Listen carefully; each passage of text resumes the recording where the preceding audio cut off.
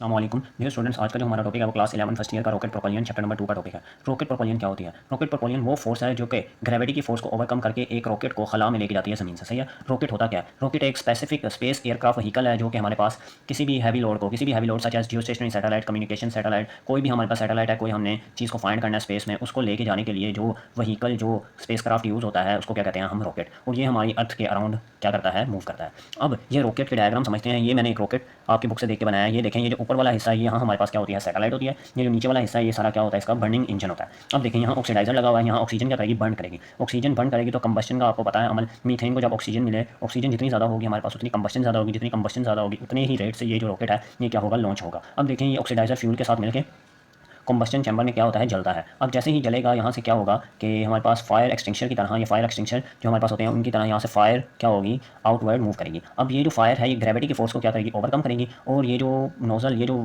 Space aircraft है, जो rocket है, ये 3-4 पार्ट्स में क्या होता है? डिवाइड होता है। पहले ये फर्स्ट नोजल उतरती है जो कि यहाँ से लेके आई थिंक यहाँ तक होती है। फिर ये सेकंड नोजल उतरती है वो जो ये वाला हिस्सा है। फिर थर्ड वाला और फिर लास्ट फोर्थ वाला हिस्सा स्पेस में क्या करता है? चला जाता है और वहाँ जाके ऑर्बिट्स में क्या करता है? रिवोल्व करता है। अब ये रॉकेट प्रोपल्शन किन वर्किंग प्रिंसिपल, किन असूलों पर काम करता है ये हमने देखना है। किन दो असूलों पे काम करता है ये हमें देखना है। इसका वर्किंग प्रिंसिपल क्या होगा? क्या होगा वर्किंग प्रिंसिपल? क्या होगा इसका? ये हमने देखना है। अब ये देखते हैं वर्किंग प्रिंसिपल इसका।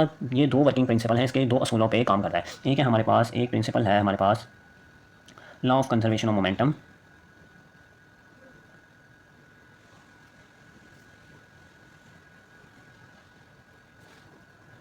और दूसरा हमारे पास वर्किंग प्रिंसिपल है Newton's third law of motion. क्या है? Third law of motion. Law of conservation of momentum कैसे एप्लीकेबल होता है? इधर ये देखें law of conservation of momentum. जब ये रॉकेट जो है फायर को क्या करेगा? आउटवर्ड थ्रो करेगा। तो ये इस तरफ को क्या लगाएगा? इन गैसेस का कुछ मैस होगा और वेलोसिटी होगी। ये product of mass and velocity क्या कहलाता है? हमारे पास मोमेंटम। अब इस गैसेस का जो मैस और वेलोसिटी है ये तो हमारे पास आ गया। अब जब ये रॉकेट ऊपर फ्लाई करेगा, अपवर्ड मूव करेगा, तो इस रॉकेट का भी कुछ मैस होगा और कुछ क्या होगी? वेलोसिटी। तो हमारे पास यहाँ भी क्या आ गया? मोमेंटम। अब ये दो मोमेंटम आ गए हमारे पास, लेकिन ये ऑपोजिट डायरेक्शन में है। एक मोमेंटम डाउनवर्ड गैसेस का है, एक मोमेंटम रॉकेट का अपवर्ड है। अब इन दो मोमेंटम्स को हमने क्या करना है? कंजर्व करना है। इस वजह से जो हमारे पास रॉकेट प्रोपल्शन है इसमें वर्किंग प्रिंसिपल एक क्या है? Law of conservation of momentum. Newton का थर्ड लॉ कैसे अप्लाई होगा? न्यूटन का थर्ड लॉ यही होता है कि action and reaction are equal in magnitude but opposite in direction. यही होता है, पढ़ा होगा आप लोगों ने, ऑपोजिट इन डायरेक्शन। आप लोग पढ़ के आए हैं कि हमारे पास न्यूटन का थर्ड है, एक्शन और रिएक्शन मैग्नीट्यूड में तो क्या होते हैं? बराबर, लेकिन इनकी डायरेक्शन क्या होती है? ऑपोजिट। अब ये देखें ये गैसेस किस तरफ थ्रो हैं, कर रही हैं अपनी पावर डाउनवर्ड नीचे की तरफ, और उनका एक्शन किधर है? डाउनवर्ड। और ये रॉकेट किस तरफ की डायरेक्शन में है? हमारे पास अपवर्ड डायरेक्शन में। अब देखें ये है एक्शन, नीचे की तरफ गैसेस क्या ले आ रही हैं? एक्शन। उसके नतीजे में हमारे पास रिएक्शन किस तरफ है? हमारे पास रिएक्शन जो है हमारे पास वो है अपवर्ड है, अपवर्ड। ठीक है, हमारे पास ये रिएक्शन किधर है? अपवर्ड है, अपवर्ड। ठीक है, एक्शन के नतीजे में हमारे पास रॉकेट अपवर्ड मूव कर रहा है तो ये क्या कहलाएगा? हमारे पास रिएक्शन। तो इस तरह न्यूटन का थर्ड लॉ भी क्या हो जाता है? अप्लाई हो जाता है। अब इसकी आपकी बुक में थोड़ी सी एक्सप्लेनेशन गिवन है। क्या गिवन है? एक्सप्लेनेशन। उसमें इसका वर्किंग प्रिंसिपल लिखा हुआ है कि ये कैसे वर्क करता है। अब आपने समझना, सबसे पहले यहाँ मौजूद हाइड्रोजन, यहाँ मौजूद तीन गैसेज यहाँ मौजूद होती हैं। इसके कंबस्शन चैम्बर में तीन गैसेज मौजूद होती हैं। ये आपको मैंने अप्लाई किया हुआ, ये देखें कंबस्शन चैम्बर। इधर हमारे पास तीन गैसेज होती हैं, याद रखना, एक होती है हाइड्रोजन, एक होती है ऑक्सीजन और एक होती है नाइट्रोजन। ये तीन गैसेज होती हैं, ये इस कंबस्शन चैम्बर में क्या करती हैं? बर्न करती हैं। जब ये तीनों गैसेज इस कंबस्शन चैम्बर में बर्न करेंगी तो वो एक्शन लगाएंगी नीचे की तरफ, फ्यूल भी इनके साथ मिक्स होगा और ऑक्सीडाइजर ऑक्सीजन इनको फराम करेगा और इस तरह यहाँ कंबस्शन प्रोड्यूस होगी, प्रोसेस होगा कंबस्शन का। अब इस कंबस्शन के अमल में जब ये नोजल के जरिए फायर बाहर निकलेगी, आग बाहर निकलेगी, एक्शन होगा, तो हमारे पास रॉकेट यहाँ जो हमारे पास रेट होगा, जो हमारे पास फ्यूल बर्न होगा, ये देखें यहाँ कंबस्शन चैम्बर में जो हमारे पास क्या होगा? फ्यूल बर्न होगा। वो कहते हैं 10,000 लीटर पर सेकंड। एक सेकंड में हमारे पास 10,000 लीटर पेट्रोल जो है ना वो क्या हो जाएगा? बर्न हो जाएगा एक सेकंड में। मतलब एक रॉकेट को लॉन्च करने में एक सेकंड में ही 10,000 लीटर पेट्रोल खर्च हो जाता है। मतलब ये बहुत ही फ्यूल एक्सपेंसिव ये है, फिनोमिना है। वर्किंग प्रिंसिपल इसका कि हम अगर नासा जो हम पढ़ते हैं, अमेरिका की जो हमारे पास वो है एजेंसी है नासा, जो कि स्पेस एयरक्राफ्ट एजेंसी है, वो जो रॉकेट लॉन्च करती है, ये देख सकते हैं आप लोग 10,000 लीटर पर सेकंड इतनी हमारे पास रिक्वायरमेंट हो पेट्रोल की, फ्यूल की, तब ही जाके एक रॉकेट लॉन्च किया जा सकता है। ठीक है, ये 10,000 लीटर पर सेकंड, इस हिसाब से आप खुद ही हिसाब लगा लें कि एक रॉकेट जब आसमान की तरफ फ्लाई करता है तो तब कितना फ्यूल बर्न होता होगा। ठीक है, ये आप लोगों ने वर्किंग प्रिंसिपल याद रखना है। सबसे पहले ये याद रखना है कि हमारे पास चार तरह के पार्ट्स में डिवाइड होता है। सबसे अपर पार्ट सैटेलाइट्स का कॉन्सेप्ट होता है, नीचे वाला और उससे नीचे वाला जो होता है ऑक्सीडाइजर और कंबस्शन चैम्बर होते हैं। यहाँ अगर एस्ट्रोनॉट वगैरह ने बैठना हो तो वो इधर इस जगह पे बैठते हैं, यहाँ यहाँ एस्ट्रोनॉट वगैरह की जगह होती है, ये याद रखना है। अब इसके बाद हमारे पास ये याद रखना है कि law of conservation of momentum कैसे सेटिस्फाइड है, ये मैं आपको प्रूफ करके बता देता हूँ। Law of conservation of momentum कैसे सेटिस्फाइड है। अब ये समझना, हमारे पास law of conservation of momentum का फॉर्मूला होता है P1 लेट्स सपोज हमारे पास गैसेस के लिए मैं यूज़ कर रहा हूँ। किसके लिए यूज़ कर रहा हूँ? गैसेस के लिए। गैसेस के लिए जब मैं यूज़ करूँगा तो P1 इज इक्वल टू हमारे पास गैसेस का जो मैस है और वेलोसिटी है उसका प्रोडक्ट हो जाएगा mv, ठीक है। ये इसकी डायरेक्शन क्या है? डाउनवर्ड है। याद रखने इसकी डायरेक्शन क्या है? डाउनवर्ड।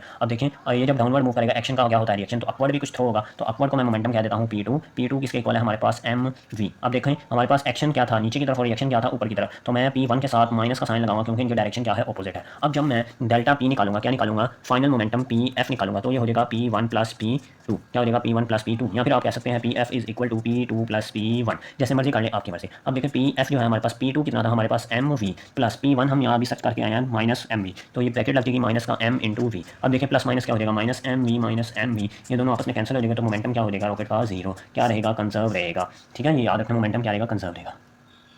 एक और पॉइंट बच्चों कि हमारे पास ये जो हमने रॉकेट पढ़ा है ना, इसमें जो हमारे पास 80% जो रॉकेट का मैस होता है ना, वो किस पे कंसिस्ट करता है? ओनली फ्यूल पे। किस पे कंसिस्ट करता है? फ्यूल। इस पूरे रॉकेट में जो 80% पाया जाता है ना इसका मैस, वो क्या होता है? फ्यूल। नेक्स्ट पॉइंट हम डिस्कस करते हैं कि हमारे पास एक्सेलरेशन ऑफ रॉकेट कैसे निकलेगा। एक्सेलरेशन ऑफ रॉकेट, हमारे पास जो रॉकेट है वो किस एक्सेलरेशन से अपवर्ड मूव करेगा, ये हमने क्या करना है? फाइंड करना है। ठीक है, अभी मैंने आपको एक पॉइंट बताया था कि हमारे पास ये जो 10,000 लीटर पर सेकंड, एक सेकंड में जितनी गैस बर्न होती है, ये गैसेस का क्या था? मैस एक सेकंड में बर्न होता है। इसको ही हम यूज़ करके एक्सेलरेशन निकालेंगे। इसको ही हम यूज़ करके क्या निकालेंगे? एक्सेलरेशन। अब देखें, the mass m of the gases ejected, जो कि बाहर आ रही हैं रॉकेट से, ठीक है, बर्न होने के बाद, पर सेकंड रेट पे उनका हमने देखना है, पर सेकंड। अब देखें m को, गैसेस का मैस ये देखें is equal to mass divided by पर सेकंड। ये देखें ये हमारे पास ये m डिनोट कर रहे हैं हम, ये इसको मैस को डिनोट कर रहे हैं गैसेस के मैस से, और ये जो m है हमारे पास, ये वो मैस है जो हमारे पास क्या हो रहा है? बर्न हो रहा है। ठीक है, पर सेकंड एक रेट पर। ठीक है, ये याद रखना है। अब हमारे पास हम एक निकालते हैं रिलेशन। अब अगर हम इसका यूनिट निकालना चाहें इन गैसेस के मैस का, तो मैस का यूनिट क्या होता है? किलोग्राम। टाइम का यूनिट होता है सेकंड, तो ये बन जाएगा किलोग्राम पर सेकंड। ठीक है, ये याद रखना है।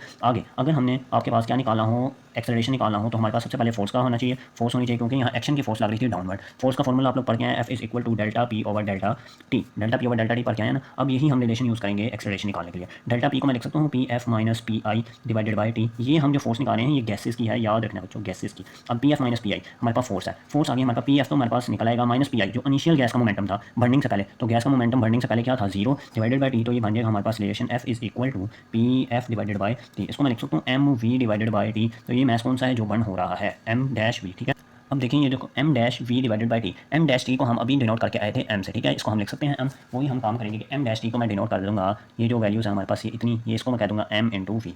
अब हमारे पास फोर्स किसके इक्वल आ गई? Is equal to M into v. ये पॉइंट नोट कर लेना है, ठीक है, अच्छे तरीके से। ठीक है बच्चों, अब ये देखें ये गैसेस क्या क्या निकला है? फोर्स निकला है। अब मैंने बताया था शुरू में कि हमारे पास गैसेस का जो फोर्स एक्शन था, तो हमारे पास एक्शन निकला है। अब वो जो हमारे पास रॉकेट अपवर्ड जो मूव कर रहा था उसमें रिएक्शन की फोर्स थी, तो रिएक्शन की फोर्स में हम लिख सकते हैं बस इसमें जो गैसेस का मैस था उसको रिप्लेस कर दें आप किससे? रॉकेट के मैस से। तो रॉकेट के मैस के लिए F is equal to capital M आ जाएगा इंटू वी आ जाएगा। ये हमारे पास दूसरा निकला है। इसको इक्वेशन नंबर आप 1 कह दें, इसको इक्वेशन नंबर क्या कहते हैं? 2। अब कंपेयर, अब इन दोनों इक्वेशन को कंपेयर करें, कंपेयरिंग इक्वेशन 1 एंड 2। अब इन दोनों इक्वेशन को क्या करें? कंपेयर करें, फिर हम क्या निकालेंगे?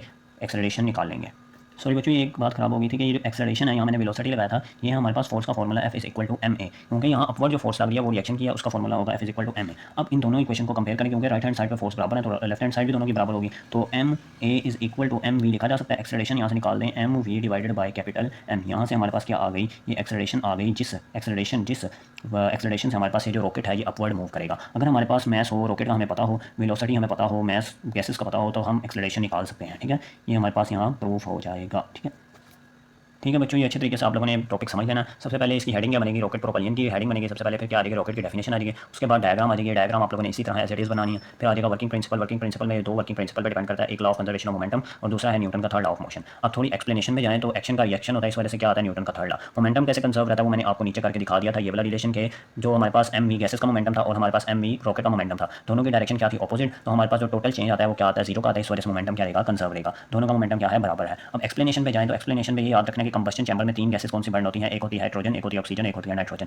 और जो हमारे पास कंबस्शन चैम्बर है इस पूरे रॉकेट का जो मैस है वो 80% इसका क्या होता है? फ्यूल होता है। 80% फ्यूल का मतलब है कि मतलब 20% जो है ये सैटेलाइट और एस्ट्रोनॉट का मैस है, बाकी सारा मैस किसका है? फ्यूल का है। अब ये याद रखना है फ्यूल कितने रेट पे क्या करना है? बर्न करना है। 10,000 लीटर पर सेकंड, एक सेकंड में हमारे पास 10,000 लीटर फ्यूल क्या करता है? बर्न करता है, इस वजह से फ्यूल इतना ज़्यादा रखा जाता है। अब देखें कि हमारे पास हमने एक्सेलरेशन निकालनी थी रॉकेट की, तो रॉकेट की एक्सेलरेशन जब निकालेंगे तो हम सबसे पहले गैसेस जो एक्शन की फोर्स है उसका हम क्या निकालेंगे?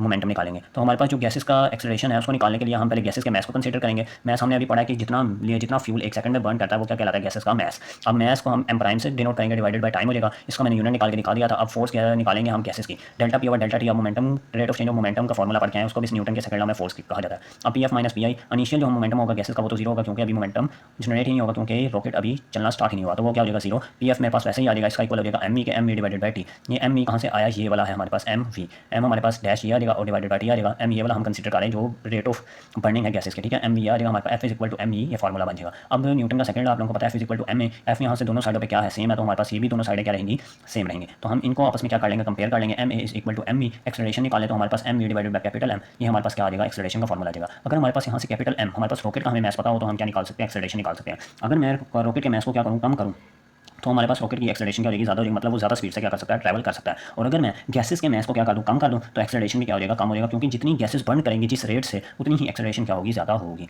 ये था आज का टॉपिक, उम्मीद है आपको अच्छे तरीके से समझ आई होगी। मिलेंगे नेक्स्ट वीडियो में, तब तक के लिए बच्चों अल्लाह हाफिज़।